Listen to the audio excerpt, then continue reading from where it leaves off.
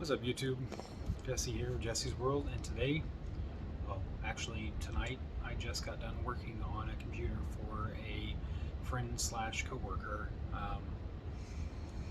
I've been out of the computer industry, not entirely, but kind of for a while now. I've been working at Subaru for about 6 years now, and before that, I was doing computer work for 12 years. So it's been a little while, but I've kind of been doing stuff on the side, a little here, a little there, kind of staying in the fold. I know things change pretty rapidly with technology, and I'm just trying to stay up on it. You wouldn't know by my office that I haven't really been in the computer stuff, but basically this is just to go over what I did today. Well, actually, a mix of today and like a week and a half ago. He asked me about fixing his computer. I told him I could, and I brought it back to my house and looked at it, trying to figure out what was going on. It's an IBUYPOWER computer. It's got an Intel, or not Intel, sorry, a Ryzen 5 3600X processor, I think 16 or 32 gigs of RAM, and a AMD Radeon 5600 XT graphics card. Now this is the computer now. Okay, so this is the computer now. It's a pretty decent looking computer as far as styling goes. I don't like the front airflow inputs on it. Basically, there's not enough holes, I don't think, for a sufficient amount of airflow to go into the computer. And so what he needed done on the computer was actually, here, I'll show you this. That is the old AIO CPU cooler. For those of you who are unfamiliar, an AIO is an all-in-one CPU cooler. This one just happens to be RGB. That's the power for the fan, and that's the RGB controller plug for the fan. If it'll focus on it. Whatever. Anyway, the pump in the fan had gone out and was making a horrible clicking, clacking noise right back here on the back.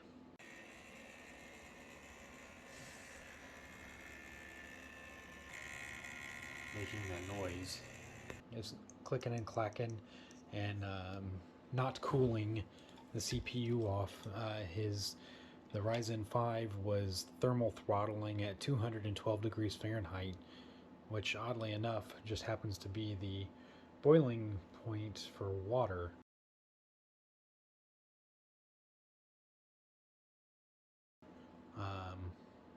So this here is the cooler that he bought to replace it. I think he paid about $100 for it. It's a single rad cooler, the 3rd gen dual chamber pump technology, and it's RGB and includes an RGB controller. Now that controller is actually right here. I did not install the RGB controller because he already has an RGB controller in his PC. Using this, I believe, looks to be a fan controller, and it wasn't plugged into anything. It was just sitting in there. Using actually both of these remotes, doesn't matter which one, they both have the same parameters and speak the same language and tell it to do the same things.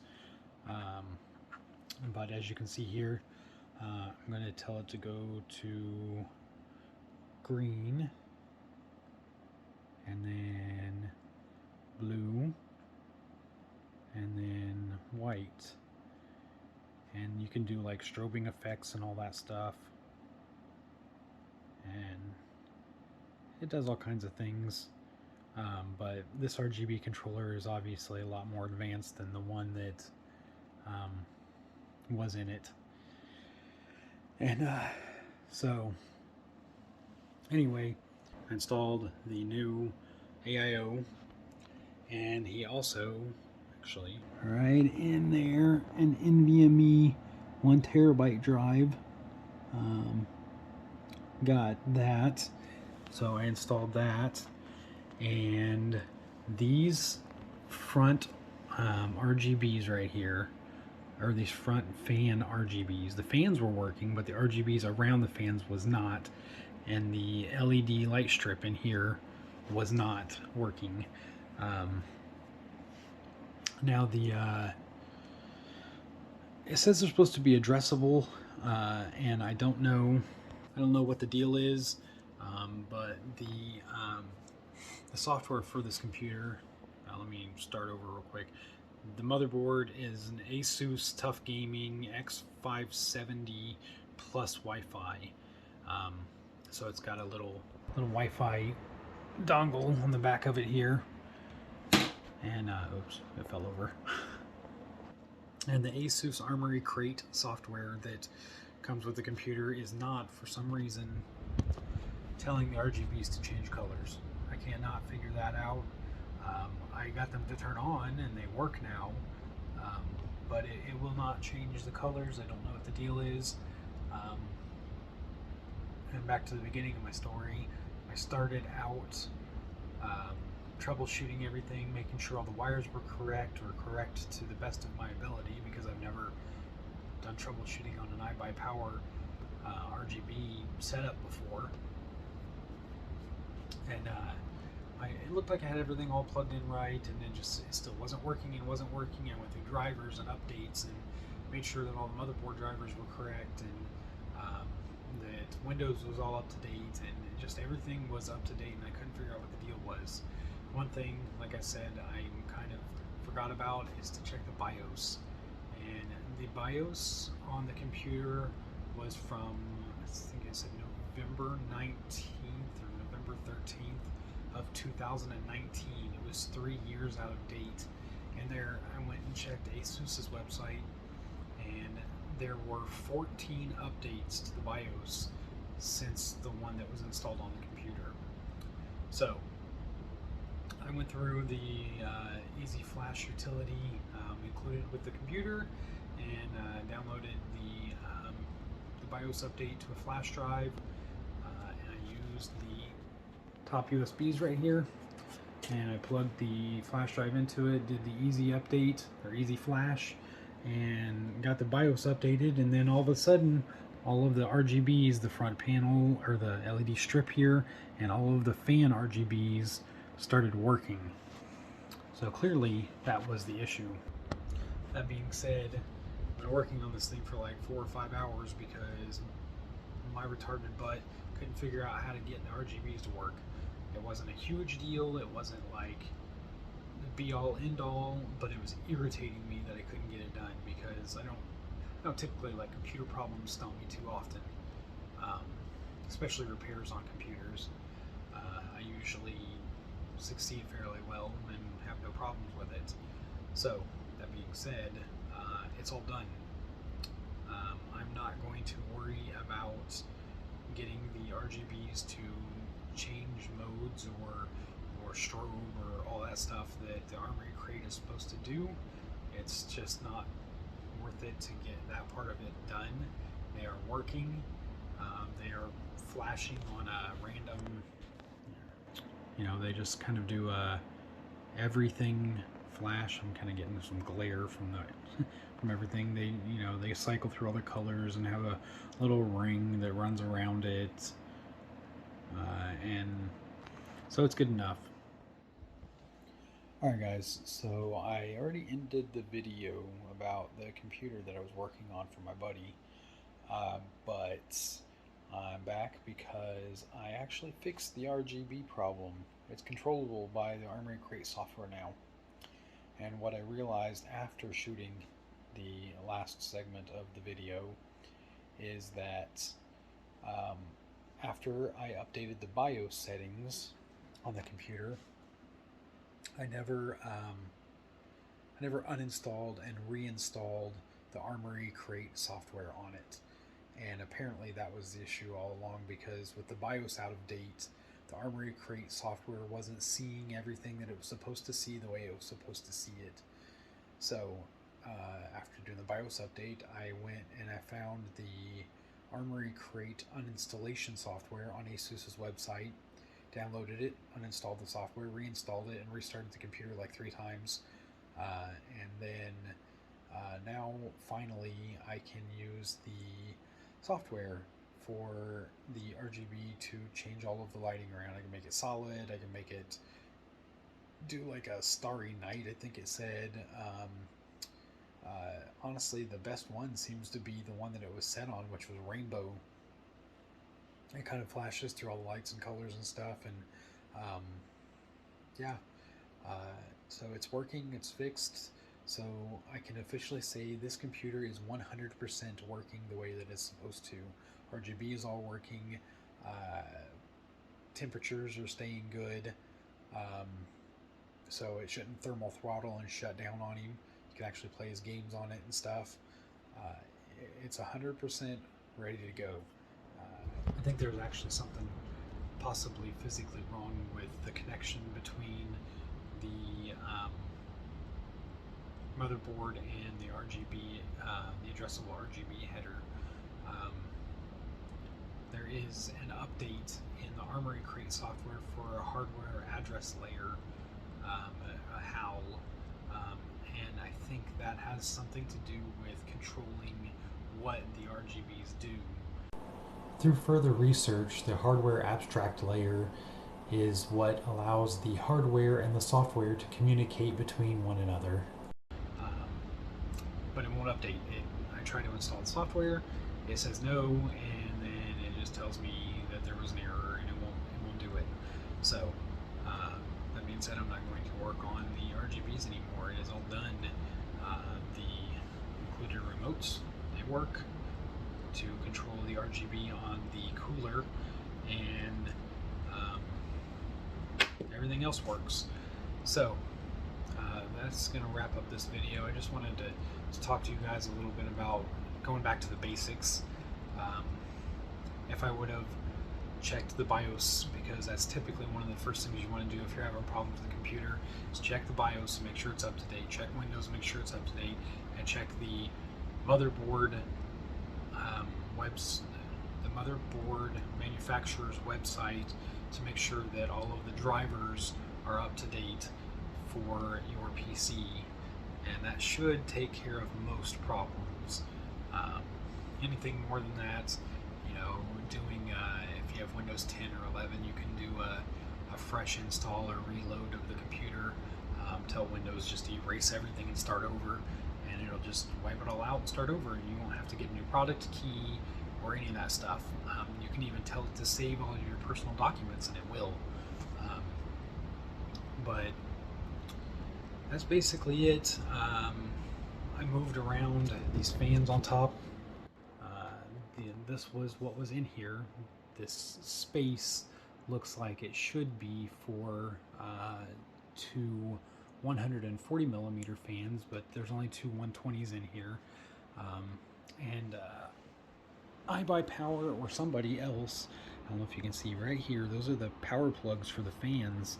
The fans were all the way down here, and they were smashing the fan connections and like pinning the wires down, and it was just a real bad situation. So I moved the fans up, I installed the NVMe drive, put on the new AIO cooler, fixed the RGBs, and just for a nice little extra, I cleaned the tempered side panel, and the front face here, if you take off the tempered side panel and the other panel on the other side, you can grab the front face right up here and pull on it, and it'll pop off. And in the front of the case, there's those 3 fans, and there's a mesh filter in the front of the fans that was kind of dirty. So I took the filter off and I cleaned it, and yeah, so it's all done. I thought originally that the I don't know if we'll be able to see it or not. You see that the fan blades are not spinning on the graphics card. Well, I thought whenever I first looked at the computer that there was an issue with the graphics card and that the fan blades weren't spinning and that it was going to like overheat the graphics card. But apparently, a lot of the newer graphics cards, just the fan blades don't spin unless the card needs them to cool it off. Because I did turn on one of his Steam games and was playing it for a little bit and just went and checked and seen that the fans were spinning. So that wasn't actually an issue that I had to troubleshoot at all. It just was working. But that's going to wrap it up for this video. If you like this content or you like hearing about this kind of stuff or the problems that people have with their computers, don't hesitate to hit the like, share, and subscribe button because it helps me out and hopefully you guys enjoy this content. Like I said, I've got computer stuff all around my room. I'm a pretty tech savvy guy myself. I wire up everything I can wirelessly or wired, network everything that I can, and I just recently got, actually for Christmas, I got a wire fishing set so I can fish wires up through walls because right now I currently have a range extender that's powering all of the internet for my office. The only cable outlet in the entire house is in the living room. Like I said before, most of you know I just moved into a new house and there's no coax cable running to any of the other rooms in the house except for the living room.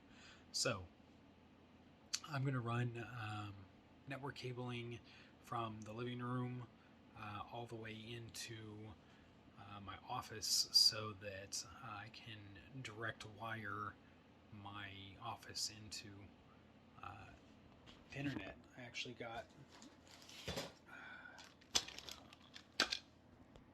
me some wall plates, and instead of them being the ones that you have to like push the pins in the back and hope that you get them right,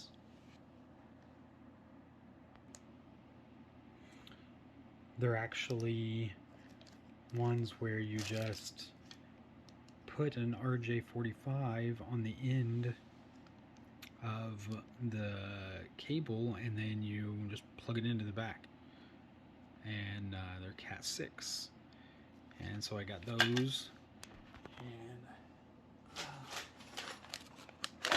I got some Cable Creation 50 pack of Cat 6 UTP connectors, so they're RJ45s. There's the 45 connectors, a 50 pack of them. And I got, actually not sure where I put it at. Oh, there it is.